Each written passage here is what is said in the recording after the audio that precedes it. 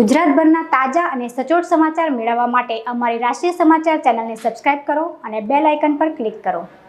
ગુજરાતમાં દારૂબંધી છે, તેમ છતાં બુટલેગરો દ્વારા ગેરકાયદે દારૂ મંગાવવામાં આવતો હોય છે। ત્યારે 31 અગાઉ જાણે દારૂની રેલમછેલ કરવા માટે બુટલેગરો ઉતાવળા બન્યા હોય તે રીતે દારૂનો સ્ટોક કરી રહ્યા છે।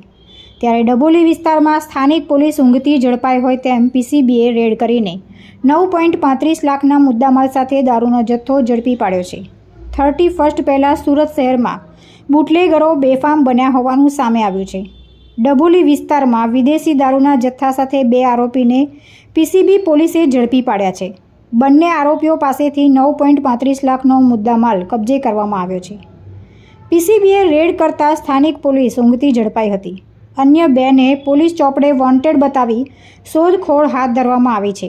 પોલીસ દ્વારા જો આ જ રીતે બુટલેગરો પર વોચ રાખવામાં આવે તો મોટી માત્રામાં રોજે રોજ દારૂનો જથ્થો ઝડપાય તેવી શક્યતા સેવાઈ રહી છે। તુલસી શર્મા સાથે રાષ્ટ્રીય સમાચાર, સુરત।